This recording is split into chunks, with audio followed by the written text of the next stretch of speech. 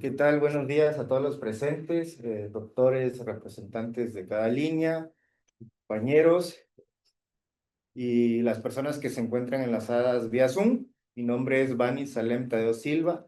Soy estudiante del segundo semestre del doctorado en Investigaciones Económicas y Sociales.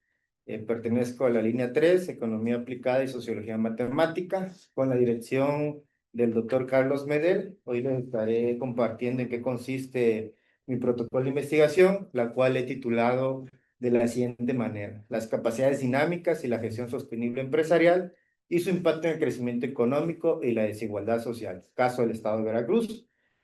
Para ello, en un primer contexto de mi formación, les comparto: estudié Administración y la maestría en Ciencias Administrativas en la Universidad Veracruzana, Campus Coatzacoalcos. Posteriormente, estudié el doctorado en Alta Dirección y actualmente, aparte del 10, me encuentro en el último año de la licenciatura en Filosofía en su modalidad a distancia en la Universidad Autónoma de Chihuahua. Adelante. ¿Hacia abajo? ¿Con el de abajo? Bueno, con las flechitas. Con las flechitas. Déjame mover la pantalla. Bueno, para ir abordando este tema implica entender el papel central de las empresas como actores clave, en este caso sus actividades y el enfoque que da hacia un sentido de rentabilidad y en la relación que tiene con su impacto en el crecimiento económico y la desigualdad social. Para ello, pues lo agrego en dos ambientes: un sentido empresarial, capacidades dinámicas, entendidas como aquellas adaptaciones que realizan las entidades económicas de acuerdo a sus recursos hacia el sector externo, a un entorno dinámico. Estos recursos pues, pueden ser financieros, tecnológicos, materiales, incluso con el acompañamiento del capital humano, ¿no? La gestión sostenible desde vista de un ámbito empresarial, que es la producción racional, con un sentido hacia el compromiso de estos recursos hacia generaciones futuras, ¿no?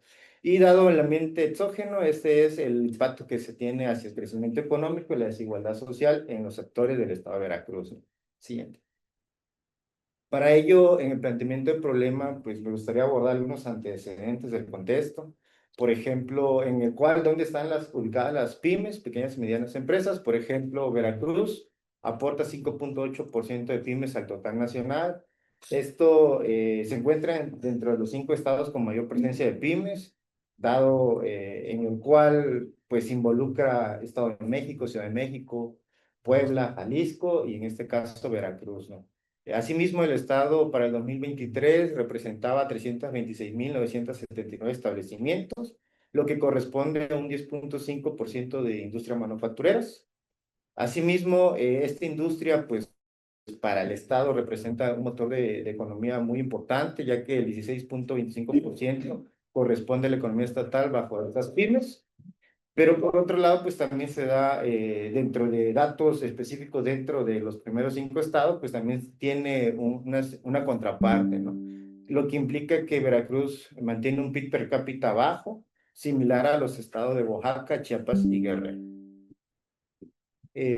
Para ello, se entiende que en actividades de pospandemia, el crecimiento, las actividades económicas del Estado creció 2.68% en los últimos 2 trimestres del 2024, comparado a una tasa de 0.79 desde el 2018 al 2023, considerando pues actividades y paros económicos en el sentido de pandemia, ¿no?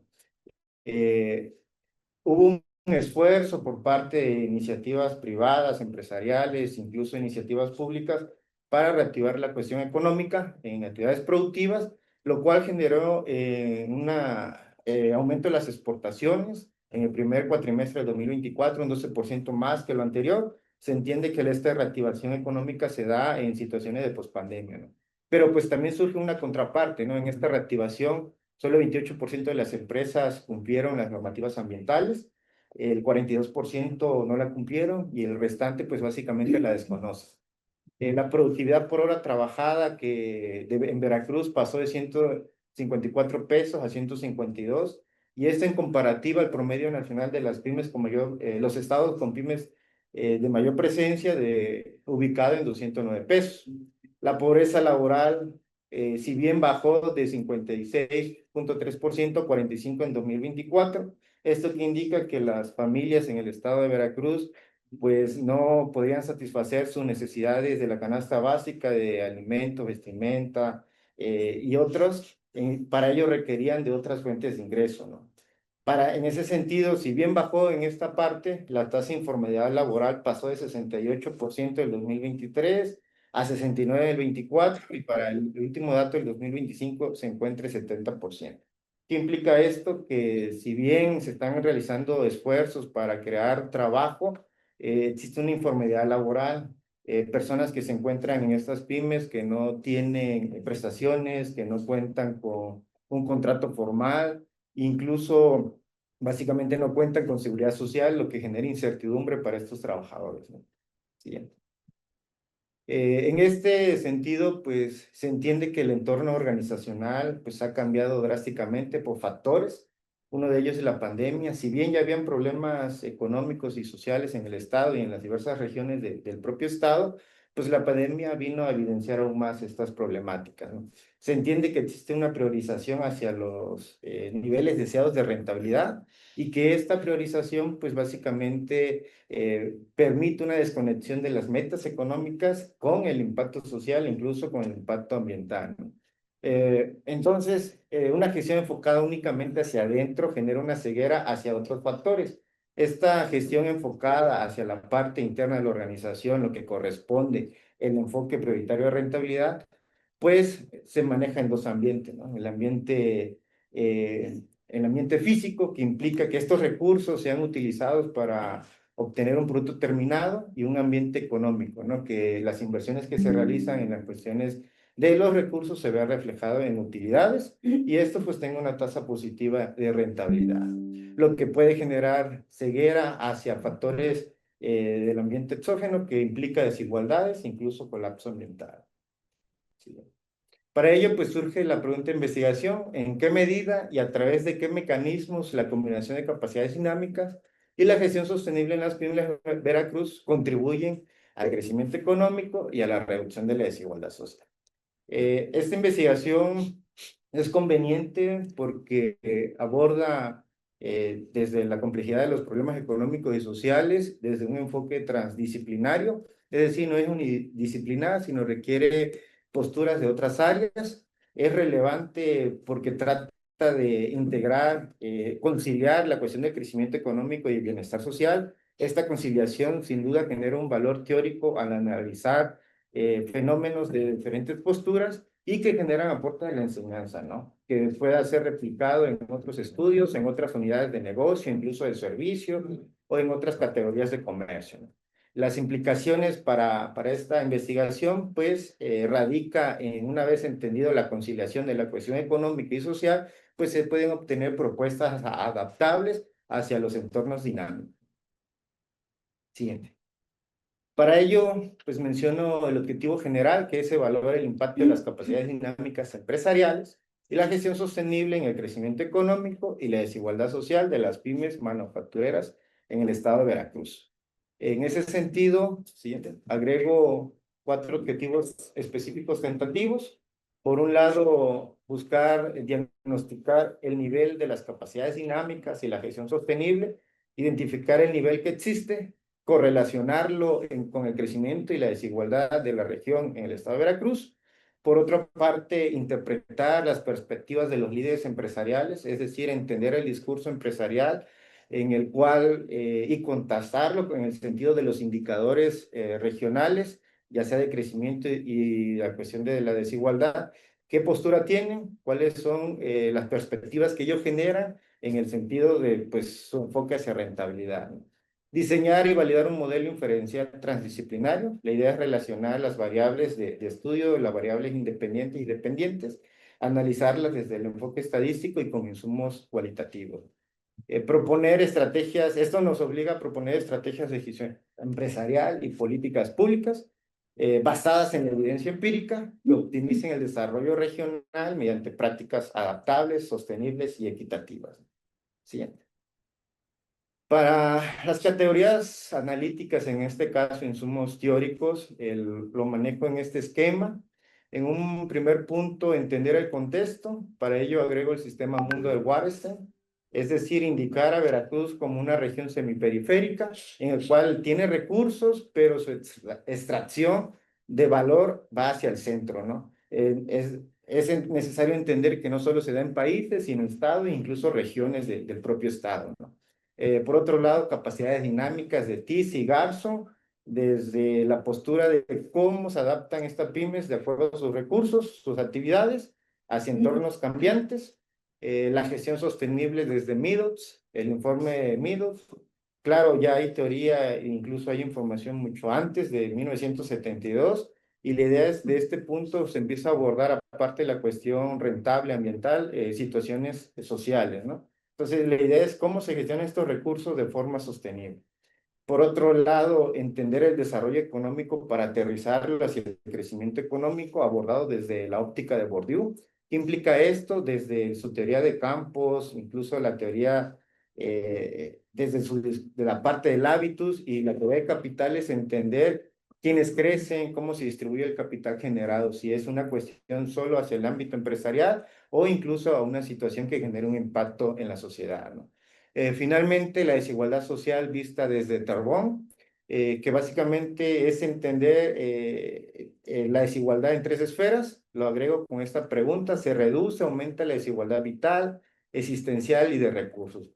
Por un lado, la vital, que una desigualdad que se da en la vida y salud de las personas, una desigualdad existencial enfocada a la dignidad, autonomía y respeto de las personas, y una desigualdad de recursos enfocada a la cuestión de educación, al ingreso y al capital que tienen las personas en estas actividades productivas. Siguiente. Esto me da la pauta para entender mi marco epistemológico y sin duda pues va relacionado al teórico, desde una postura post-positivista con orientación crítica. Básicamente aquí la idea es traer lo que menciona Popper con la idea del falsacionismo. Las teorías y la cuestión de las hipótesis tienen que estar ligadas a tratar de refutar. No es tratar de crear teorías, sino de refutar, y ahí se crea el conocimiento científico. Esta postura da una situación de enfoque epistémico, crítico, reflexivo. No se deja a un lado el compromiso empírico, sino usa parte de los dos. Entonces no es 100% positivista, sino que agregas otras voces de otras disciplinas, lo que plantea una postura metodológica transdisciplinaria, vista la complejidad de los fenómenos económicos y sociales, visto de la administración, vista de la economía, sociología y filosofía. Para ello, pues agrego el método mixto, cualitativo y cuantitativo, lo que implica un diseño secuencial explicativo transversal. Esto que implica, pues, dos fases, una cuantitativa y una cualitativa. No quiere decir que uno es primero y otro es segundo, sino que de las dos se van alimentando, van retroalimentando cierta información que se va generando, ¿no? Esto obliga a entender lo transdisciplinario en esta investigación, primero en la revisión de la literatura, el análisis crítico reflexivo. Se agregan pruebas estadísticas como punto tentativo, regresión lineal, pruebas T, entrevistas semiestructuradas a actores claves. Esto pueden ser líderes empresariales, incluso representantes de cámaras de la industria de la transformación, de acuerdo a las diferentes actividades de la manufactura de las pymes. La idea central es terminar en una triangulación metodológica. Esto que implica obtener información de la propia teoría, de los datos y en este caso de los métodos, y una vez obtenida esa información, interrogarlo con la propia teoría, con los propios números, y entender qué conocimiento se va generando en esta postura. Siguiente.